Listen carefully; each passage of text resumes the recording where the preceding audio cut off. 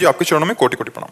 महाराज जी, शादी में अभी 1 वर्ष का समय होने पर भी उसका चिंतन अधिक होता है, परंतु यही चिंतन श्री जी की व्याकुलता में कैसे बदला जाए? महाराज जी, मैं गृहस्थ में हूँ और नौकरी करता हूँ, महाराज जी मेरा मार्गदर्शन करें। जैसे लक्ष्य बन गया ना कि दुल्हन मिलेगी, लक्ष्य बना ना, और दुल्हन में सुख नहीं है, दुल्हन मिलेगी और हमारी कामनाओं की पूर्ति होगी। हमारी कामनाएं वासना, उसकी पूर्ति। हम अपने सुख के लिए उसका चिंतन करते हैं, उसके सुख के लिए चिंतन नहीं होता। जो हमारी इंद्रियों की लालसा है, इंद्रिय जन भोगों की लालसा ने 1 वर्ष पहले से ही चिंतन घसीट लिया। 1 वर्ष क्या, पूरा जीवन सबका चला जाता है। आपका तो तय हो गया, जिनका नहीं तय हो गया वो लालसा में जीते हैं, आशा में जीते हैं कभी न कभी। और जब हमारी कामनाओं का विषय प्रभु हो जाएंगे तो सोचो, बिना प्रयास के चिंतन होता है नहीं, ऐसे बिना प्रयास के भगवत चिंतन होगा। जिसका लक्ष्य धर्म बन गया, भगवान बन गए, भगवान से मिलन की चाह वो अखंड चिंतन कराती है। अब वो पहले अन्य चाहें मिटे, तब भगवत चाह का स्वाद आता है। चाह मिटी, चिंता मिटी, मनुआ बेपरवाह, जाहि न चाही कबहु कुछ तुम सन सहज सने, बसो निरंतरता सुर सुर और निजगे। अब ये भगवत रुचि, भगवत चाह पैदा हो जाए। जैसे दुल्हन का संकल्प बनते ही पूरा मन आनंदित है कि धन्य होगी वो घड़ी जिस घड़ी पाणी ग्रहण होगा, धन्य होगी वो घड़ी जिस घड़ी हमारा मिलन होगा।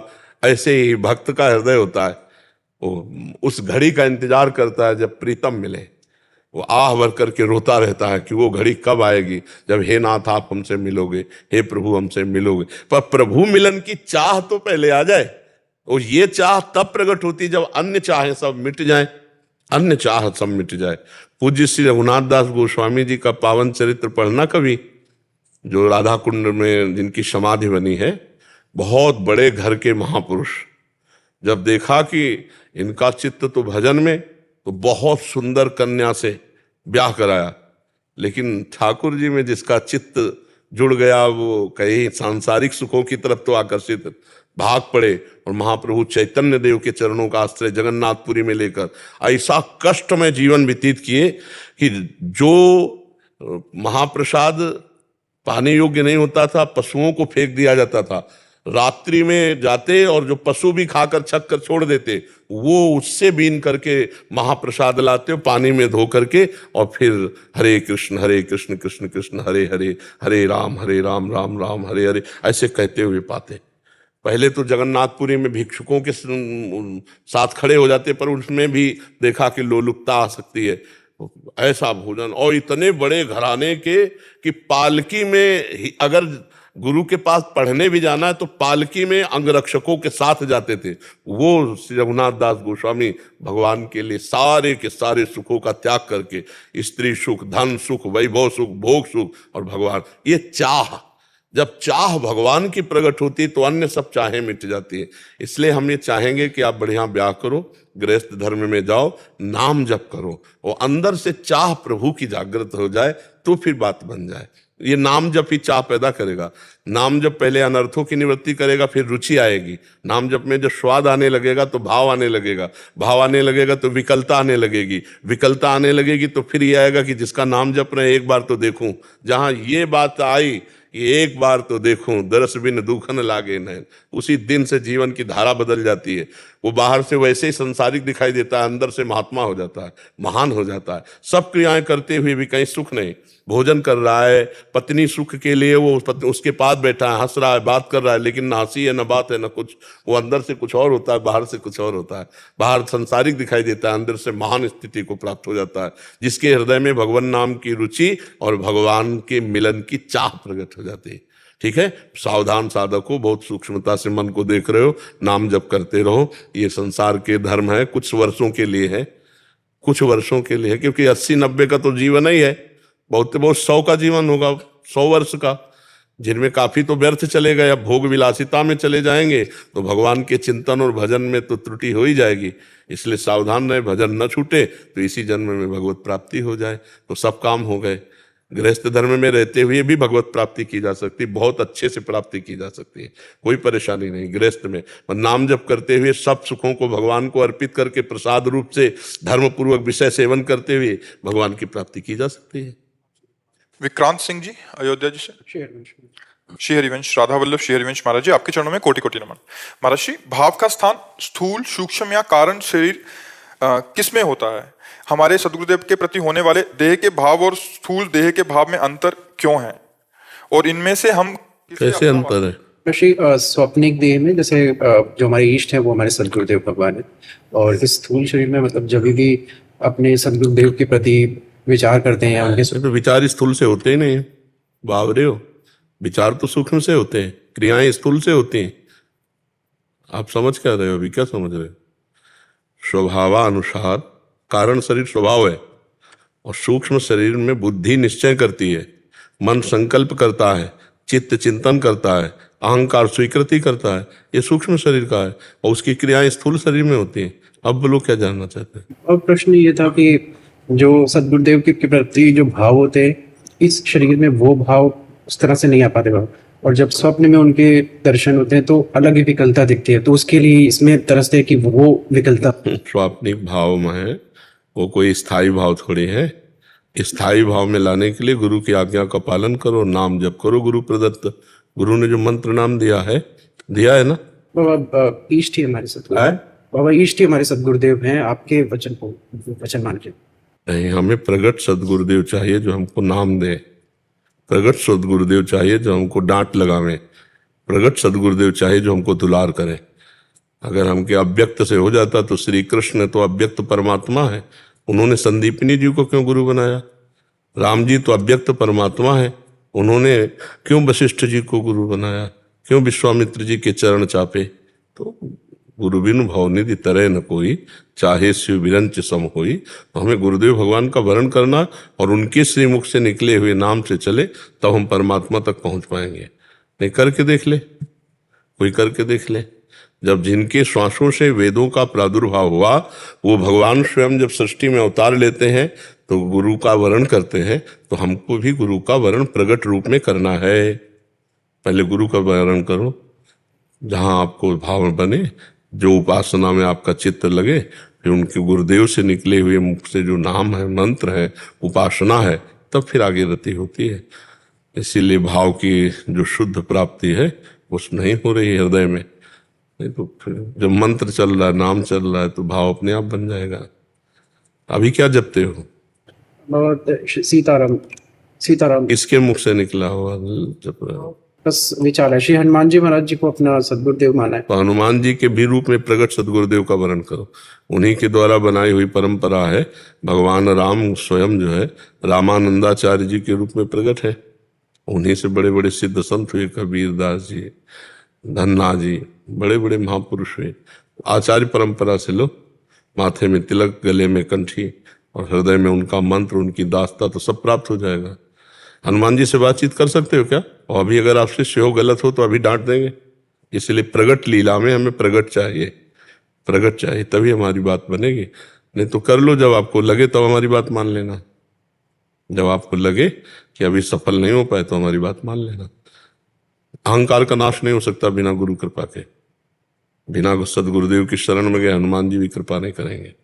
अब आजकल क्या होता है, अपने मन से हम मान लिए, जो मन में आया सो कर लिए। तो गुरु के यहाँ तो ऐसा चलेगा नहीं, वहाँ तो आपको आज्ञा में रहना पड़ेगा। तो भगवान ने परंपरा क्यों बनाई? राम जी तो रामानंदाचार्य जी के रूप में प्रकट हुए, भगवान श्री हरि तो सब आचार्यों के रूप में प्रकट हुए। सबको एक बात बता देते कि मान लो बस हम ही है, लेकिन अलग अलग आचार्यों के अलग अलग भावों के रूप में, निम्बार्काचार्य, शंकराचार्य, वल्लभाचार्य, इन सब बड़े रूपों में भगवान ही तो प्रकट है आचार्य के रूप में। तो हमारा जो भाव है वो तभी सिद्ध होगा जब गुरु कृपा होगी। मोक्ष मूलम गुरु कृपा, क्योंकि अपने उसी मार्ग से चल रहे हैं बिना गुरु कृपा के। तो हम वही सलाह आपको देंगे। और आज तक कोई ऊंचाई पर चढ़ पाया तो गुरु कृपा से ही चढ़ पाया है। तो किसी राम जी के उपासक महापुरुष का गुरु रूप में वर्ण करो, उनसे नाम मंत्र लेकर खूब भगवान के पावन चरणारविंद में डूबो। मनुष्य जीवन इसी में डूबने के लिए है। बाबा आपकी बड़ी कृपा हुई, जब से आपके प्रवचन सुनने लगे तब से बाबा फिर हमने नाम जप वगैरह प्रारंभ किया है। तो बाबा आपने फिर ये भी कहा था कि गुरु के वर्ण करने से पहले बहुत सतर्क रहना चाहिए। उसमें हमने कहा था कि भगवान को पहले गुरु रूप में वर्ण करो और भगवान से प्रार्थना करो कि मुझे प्रगट गुरु की आवश्यकता है, तो आप मिल जाओ या मुझे पहुंचा दो। ध्यान से सुनना, जब ये प्रसंग कहा है, यही शब्द कहा है, तो या तो मुझे मिल जाओ या मुझे पहुंचा दो, क्योंकि मैं प्रगट गुरु की चाह कर रहा हूँ, प्रगट में फंसा हूँ, तो प्रगट में मुझे गुरु चाहिए जो हाथ पकड़कर मुझे निकाल सके। तो भगवान से प्रार्थना करो, भगवान ही सब रूपों में है, वो कहीं ना कहीं अपने को जो छुपाए हुए हैं वो आपके सामने प्रकाशित कर देंगे। जी। संजीव कुमार जी, राधा वल्लभ सिंह हरिवंश गुरु जी। गुरुदेव आपके चरणों में दंडवत प्रणाम। गुरुदेव भगवान, आप में वो श्री राधा नाम में प्रेम है, किंतु प्रभु के विग्रह रूप में प्रेम नहीं हो पा रहा महाराज जी, इसके लिए कोई बात नहीं, चद्दर के एक छोर में अगर हमारी अंगुली फंस जाए ना, तो हम पूरा चद्दर घसीट देंगे, नहीं घसीट देंगे? जैसे चद्दर है, 4 कोने, नाम रूप लीला धाम, तो अगर नाम हमारी पकड़ में आ गया, बस सब पकड़ में आ जाएगा। गुरुदेव आपका ही चिंतन होता रहता है राधा नाम में गुरुदेव। हाँ, तो बहुत बहुत कृपा समझो, भगवान और भगवान के जन अभेद है। अगर भगवान के भक्तों का भी चिंतन हो और भगवान नाम जप हो, बढ़िया काम बन गया। भजिबे को दो ही भले, कह हरि और कह हरिदास, या भगवान का प्रेमी महात्मा। अगर भगवान के संतों का ध्यान हो रहा है और नाम जब चल रहा है, तो मंजिल दूर नहीं, बहुत बढ़िया सब कुछ प्राप्त। सभी संतों का भी ध्यान बहुत आता है, आपका तो गुरुदेव चिंतन ही नहीं जोड़ता है। और राधा नाम में भी बहुत, और प्रभु का ध्यान वैसे रहता है, लेकिन विग्रह रूप में सिर्फ प्रेम। कोई बात नहीं, भगवान की अनंत उपासना के क्षेत्र है। ये कहीं भी चित्त डूब जाए तो हमारा काम बन जाएगा। चिंतन प्रभु का हो, संसार का चिंतन छूटे, खास बात ये है। ये संसार का छूट गया गुरुदेव, बस आपका। हाँ, बस चुप रहो और कहो मत और अहंकार मत करना, शांति से चलते रहो। जी। प्रियंका सिंह जी, गुड़गांव से। जी। राधे राधे गुरुदेव, आपके चरणों में कोटि कोटि प्रणाम। गुरुदेव, मैं आपको बीते 1 साल से सुन रही हूँ और आपके बताए हुए मार्ग पर चलने की कोशिश भी कर रही हूँ। मेरे जीवन में आपकी कृपा से बहुत सकारात्मक बदलाव भी आए हैं, इसके लिए आपका बहुत बहुत आभार। गुरुदेव, मेरा प्रश्न है कि मैं आपकी प्रसन्नता के लिए क्या करूं? राधा नाम जप, राधा राधा राधा, ये हमारा जीवन है और इसी से आप सुखी हो जाओगे, इसी से परलोक आपका बन जाएगा, सब कुछ हो जाएगा। राधा राधा, जैसे हम रास्ते में सुबह आते होते हैं ना, और जो कोई राधा राधा राधा, तो हम खड़े हो जाते हैं, उसको जरूर देखते हैं। वैसे तो सबको देखने की कोशिश करते हैं, और जब कोई राधा बोलता है तब एकाग्रता से देखते हैं। तो हमारे इष्ट का नाम जब कोई हमें सुनाता है, तो जो हमें सुख मिलता है, वो सुख हमें कहीं नहीं मिलता है, किसी बात में नहीं मिलता है। अब जैसे कोई रुपया पैसा, खान पान की सामग्री, प्रणाम नमस्कार, इन सब में ऐसे कूड़ा करकट का भाव है हमारे दिमाग में। बचपन से बाबा जी सब कूड़ा करकट, चाहे जितना जो सब कूड़ा कर आ गया है, सतमार्ग में लगा दो कोई। राधा, अब ये बड़ी बात हो गई, आपने हमारे इष्ट का नाम सुना, राधा राधा राधा। तो हमारी प्रसन्नता का, हमारे जीवन का परम फल, परम लाभ, परम हेतु एकमात्र राधा है। राधा नाम हमारा जीवन है, हमारा प्राण है। जब कोई उच्चारण करता है राधा राधा, हमें बहुत सुख प्राप्त होता है। हमारी प्रसन्नता के लिए अगर करना चाहते हो तो राधा नाम जप करो, आगे ठाकुर जी जाने। प्रसन्नता का हेतु राधा नाम है। ईशु जी, कानपुर से। राधे राधे जी। महाराज जी राधे राधे। महाराज जी, कोई जब मुझे आहत पहुंचाता है तो मैं माफ कर देती हूँ, लेकिन भूल नहीं पाती। मुझे हमेशा याद रहता है कि इसने मेरे साथ गलत किया है। उसमें बार बार भगवत भावना करो,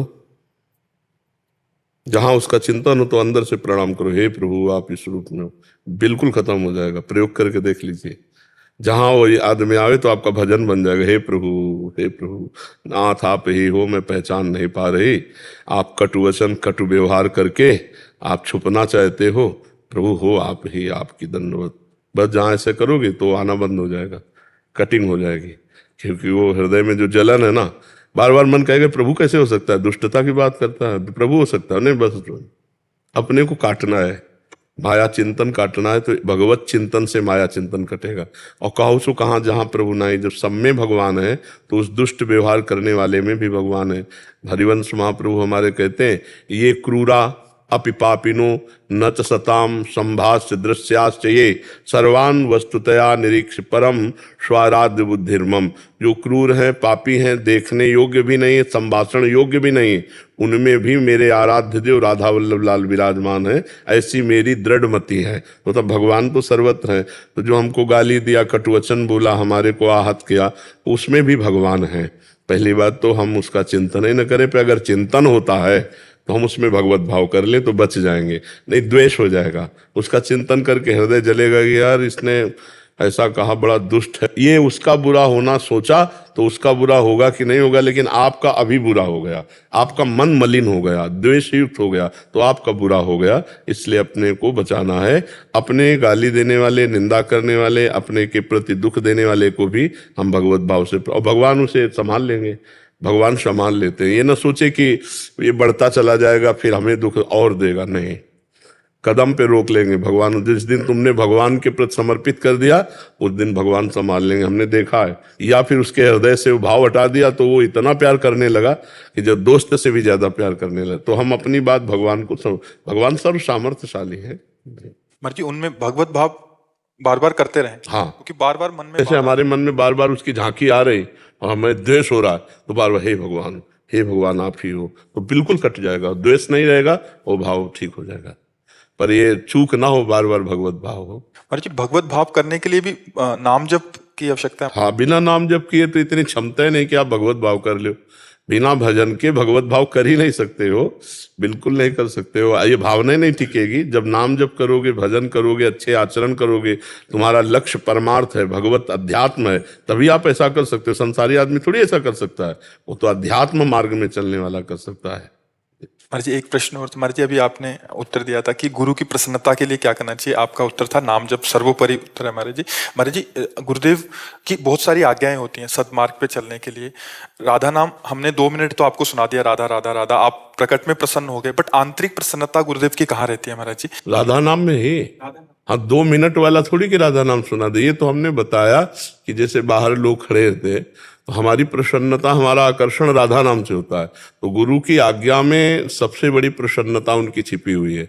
अगर उनकी आज्ञा का हम पालन कर, देखो जब राधा नाम जपोगे तो और आज्ञाएं अपने आप पालन करने लगोगे कि खान पान शुद्ध होना चाहिए, आपके आचरण शुद्ध होने चाहिए, आपका व्यवहार सबके प्रति शुद्ध होना चाहिए। आप जब हमारा सत्संग सुनोगे तो हमारी हर बात तुम्हें प्रिय लगेगी और उसको धारण करना पड़ेगा। लेकिन हमारी प्रसन्नता कहे तो है निरंतर नाम जप, निरंतर भगवत आश्रित होना, भगवत चिंतन करना।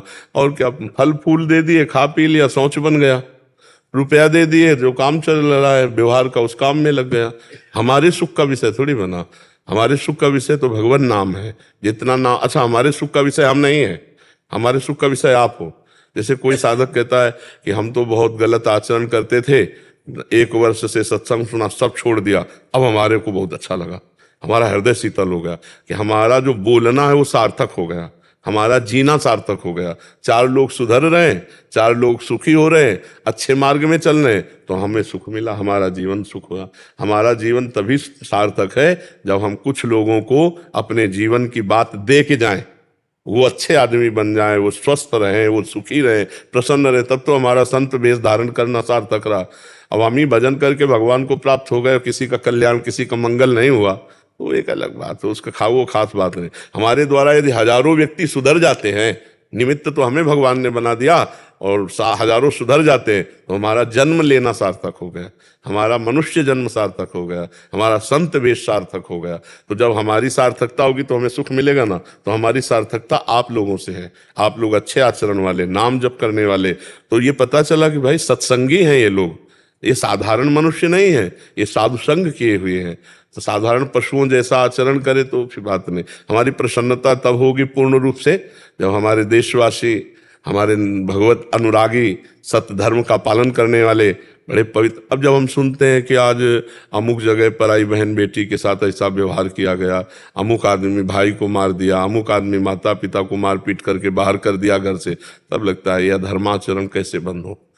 तो ये जब आप धर्म से चलोगे, जब दूसरा गाली दे रहा हो आप उस पर भगवान का भाव कर रहे हो, तो अपने परिवार, अपने माता पिता को आप बहुत अच्छे से पालन पोषण करेंगे, आपकी बुद्धि शुद्ध हो जाएगी। तो जो रुपया शराब में, एक से पूछा कितने पी जाते हो, बोले 1000 की। तो 1000 रुपये का रोज अगर फल फूल मेवा मिष्ठान लेकर के अपने परिवार को दे, देखो कितना सुखी हो जाएगा।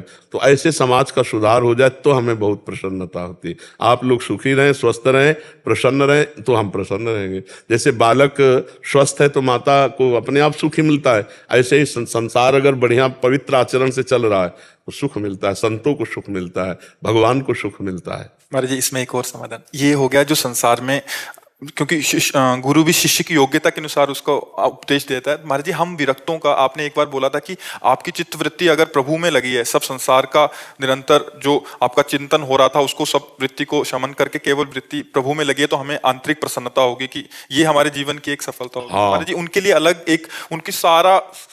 हाँ, अब जब विरक्ति की बात आती है तो फिर वो बहुत बड़ी मंजिल है जिसमें भोग रहित जीवन व्यतीत करना है। गृहस्थी में क्या है कि भूख लगी तो भोजन मिल गया, काम सताया तो पत्नी है, मोह सताया तो बेटा है, लोभ सताया तो रुपया है, हर व्यवस्था है। लेकिन विरक्त के जीवन में ये सब नहीं है। वो एक बहुत कठिन जीवन है, और वो जब उस जीवन का निर्वाह करता है भगवान के चिंतन में लगा करके चित्त वृत्ति को, तो देखो एक तरह से ठेका ले लेते हैं अपने लोग। जैसे मान लो ये शरणागत जन है तो इनको उपदेश दे रहे हैं, लेकिन जो अपना जीवन पूरा समर्पित करके हमारे लिए जी रहा है, अब उसके लिए